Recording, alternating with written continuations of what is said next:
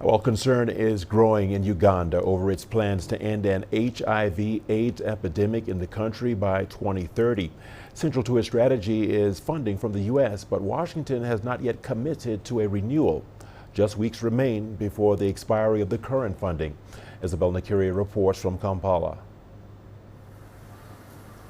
Martin Nwamanya has been on special medication all his life. He was born with HIV and understands how important antiretrovirals are, literally a case of life and death. Waking up every day and knowing you have to take a pill every day on time, it is not an easy thing, but because it is your life, it is your source of life, it's what keeps you alive, that is the only way you have to keep taking it. Yet despite this treatment since birth, Martin only learned about his condition when he was 13, and he wasn't told by his parents, who refused to have the conversation with him. I remember the counselor who disclosed to me told me the first stage of healing from all this is acceptance, followed by not blaming anyone for this which you are. Because in my family, a family of 5, I am the only one who was positive. Despite the advice, Martin couldn't help but blame his parents. It was a moment which left him emotionally and psychologically drained. Yet he was able to persevere, safe in the knowledge this could live a normal life with the medication. For now, this lifeline is now under threat. The U.S. government has not confirmed if it will continue funding Uganda's efforts to end the HIV/AIDS epidemic.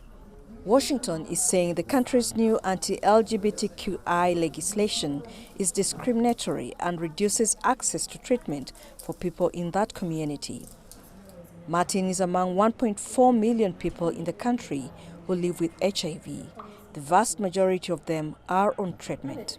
Without it, their very existence could be in peril. There are so many risks. One of them is their immunity is very low. That means they are vulnerable to so many opportunistic infections. They are vulnerable to tuberculosis. They are vulnerable to meningitis. Uganda's HIV response is heavily dependent on donor funding, with over 85% coming from the international partners, including the U.S. President's Emergency Plan for AIDS Relief, or PEPFAR. Uganda has made strides in the fight against AIDS, with deaths dropping by 37% between 2016 and 2021. But campaigners warn the country could lose these gains if no sustainable programs are developed. Programs including psychosocial support for people living with HIV and preventive measures like safe male circumcision risk being stopped. In all this scenario that we are in all this fear that we are in, of course I'm scared about the medication, but I'm more scared about the psychosocial support services that are actually being catered for in our health facilities, because those are not government funded. HIV campaigners are now calling for a commitment from the Ugandan government to step in and commit. But President Yoweri Museveni is hesitant and says the country will find other funding donors.